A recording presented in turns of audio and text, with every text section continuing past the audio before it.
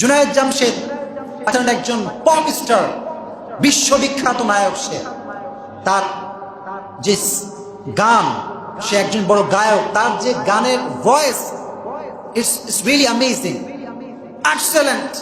এত সুন্দর কণ্ঠ আল্লাহ তাকে দিয়েছে। কণ্ঠ দেওয়ার মালিক একজন, তিনি কে? এত সুন্দর কণ্ঠ আল্লাহ তাকে দিয়েছে যে আই কান্ট এক্সপ্লেইন, আমি বলতে পারবো না, এটা ব্যাখ্যা নাই আমার কাছে। জুনায়েদ জামশেদ সারা জীবন গান গেয়েছে, সারা জীবন মদ পান করেছে, সারা জীবন নারীদের সঙ্গে জেনা করেছে। এত বড় গুনাহগার সে। আমি তার বয়ান শুনছিলাম, এই সপ্তাহে শুনছিলাম। উনি বললেন যে একবার একটা গানের কনসার্ট করে I was coming back to my home, বাসায় আসছিলাম। তো বাসায় আসার সময় রাস্তায় গাড়িটা থেমে গেল, বিকালের সময়। কোন সময়? বিকাল। তো গাড়ি থামার পরে আমি দেখতে পেলাম, আমি তো এসির ভিতরে আছি, গাড়ির ভিতরে এসি আছে। তো আমি দেখলাম যে বাইরে খুব প্রচন্ড রোদ। এই রোদের ভিতরে কিছু লোক সারিবদ্ধ হয়ে, কাতারবদ্ধ হয়ে যাচ্ছে এবং সবার মাথায় টুপি, পরনে পাঞ্জাবি। আমি আমার ড্রাইভারকে বললাম, ইয়ে লোক কौन है, কারা এরা? ড্রাইভার বললেন, স্যার এটা তাবলীগের লোক। কিসের লোক? তাবলীগের লোক। নিজের খায়, নিজের পরে মানুষকে আল্লাহর ঘরে নিয়ে আসে। সুবহানাল্লাহ পড়ে। নিজের খায়, নিজের পরে কার ঘরে নিয়ে আসে? উনি বললেন, তাই নাকি? এত রোদ, এসি তো আমার রোদ কোলাচ্ছে না, আর এরা এই গরমের ভিতরে ঘুরে বেড়াচ্ছে। আল্লাহকে গজব মুঝ পর আ যায়গা, আল্লাহ গজব আসবে, যায় দেখা করে আসে, দোয়া নিয়ে আসে। দোয়া নেওয়ার জন্য বের হয়েছে।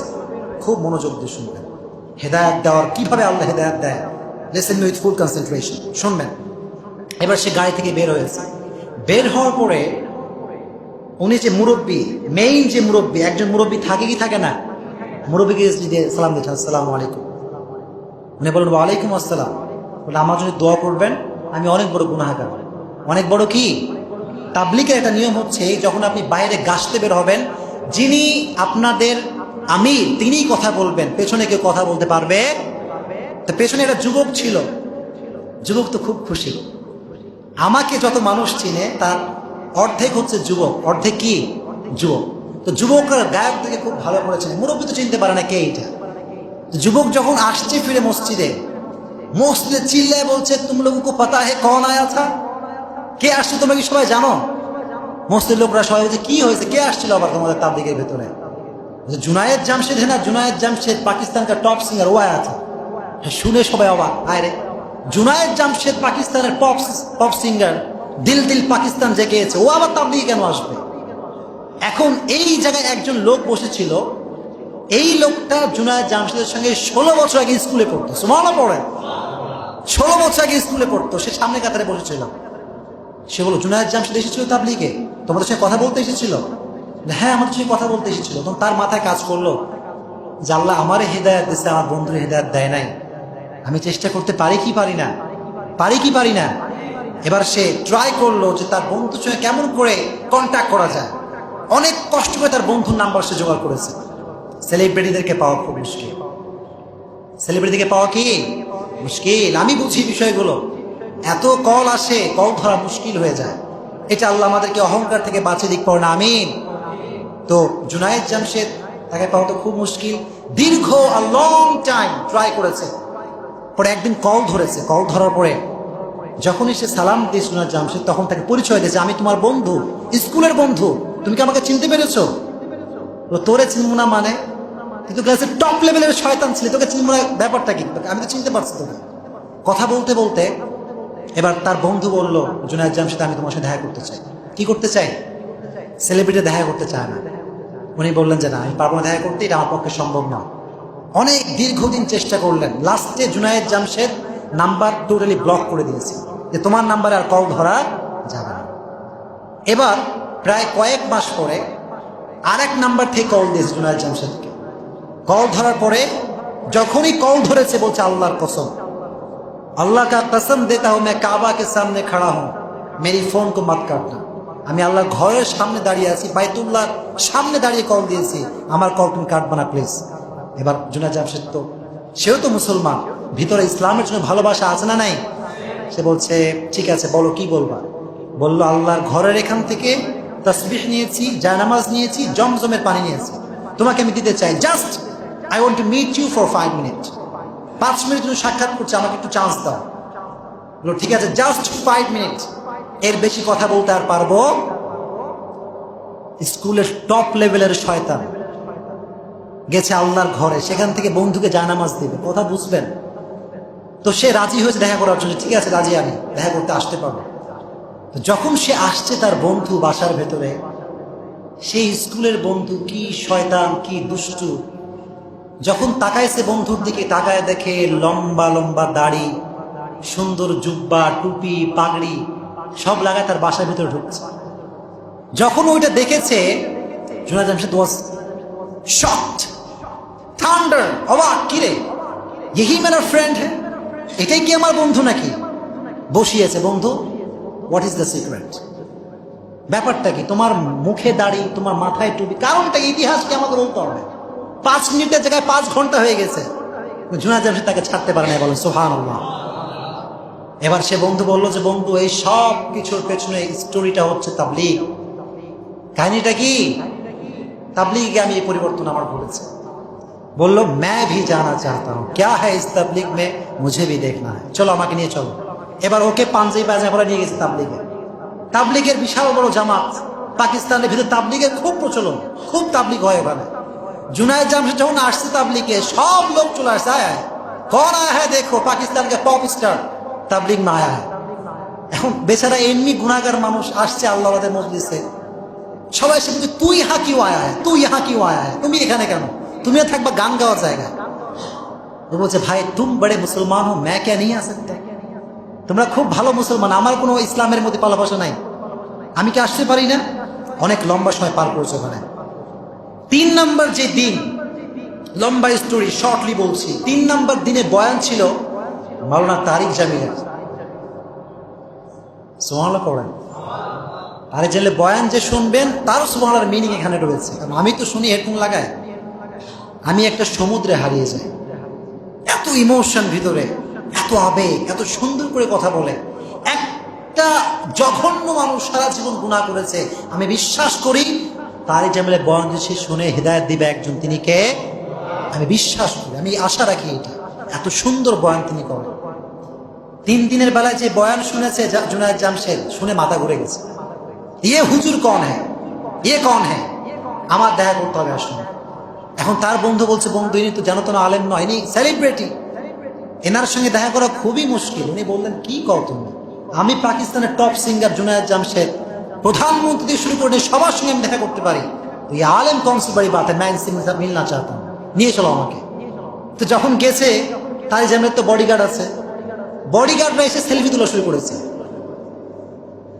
मैं तो आपका बहुत बड़ा बिग फैन हूं, जो सेल्फी ले ले आ जाए। তো জুনায়েদ জামশেদ বলছে যে আমি দেখা করবো হুজুরের সঙ্গে, আমাকে নিয়ে চলো। এখন সে বলছে যে হুজুর তো খুব টায়ার্ড, বললো হুজুর কাছে যান, গিয়ে বলেন पाकिस्तान का टॉप सिंगर आपके दरबार में आया है, आने की इजाजत देना चाहिए, যে বলেন যান। ওনাকে গিয়ে বলছে, আল্লাহ তাআলার ইচ্ছা কি, আল্লাহু আকবার।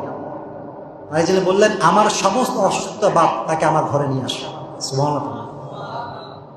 জুনায়েদ জামশেদ ঝুঁকে আসসালামু আলাইকুম। তারিক জামিল তো হা করে তাকায় আছে, তাকায় আছে তো আছে, চোখ আর হটে না। এবার জুনায়েদ জামশেদ বলছে হুজুর কাহিনী কি, আমার দিকে তাকায় আছেন কেন, আমার দিকে তাকায় থাকার কারণটা কি? তারিক জামিল বললেন আমি তোমাকে দেখছি না, আমি আল্লাহর কুদরত দেখছি। কার কুদরত? আল্লাহর কুদরত দেখছি। কারণ পাকিস্তানে যেখানে আমি যাই তোমার গান বাজে, রাস্তায় তোমার গান বাজে, এলাকায় তোমার গান বাজে, বাসার ছাদেও তোমার গান বাজে।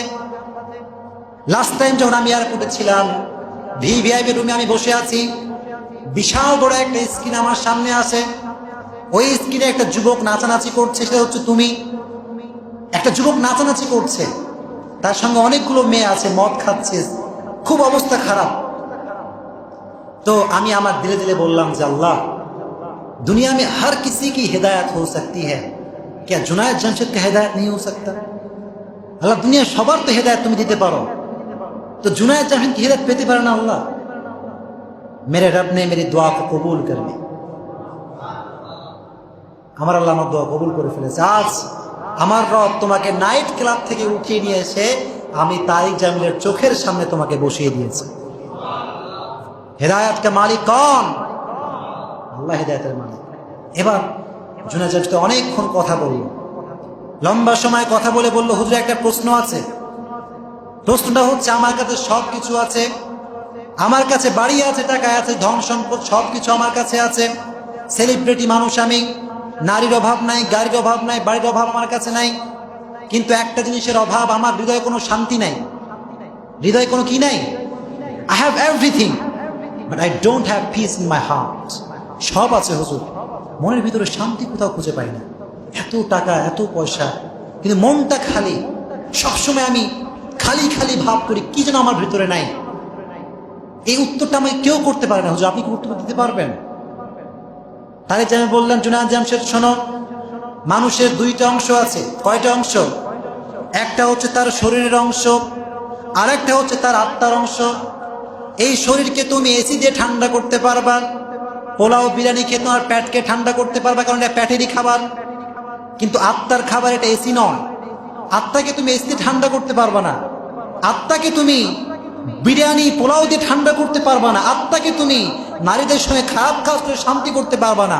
আত্মাকে যদি শান্তি করতে চাও, আল্লাহ বললেন, আলা বিযিকরিল্লাহি তাতমাইন্নুল কুলুব। আত্মাকে শান্তি যদি করতে চাও, টাকা দিয়ে আত্মা শান্তি করা যাবে না, পয়সা দিয়ে টাকা আত্মা শান্তি করা যাবে না, বাড়ি দিয়ে আত্মা শান্তি করা যাবে না। আত্মা শান্তি করতে চাইলে জিকির করতে হবে একজনের, তিনি কে? আলা বিযিকরিল্লাহি তাতমাইন্নুল কুলুব। If you want to gain the peace of your heart, then you have to remember the name of your Lord again and again.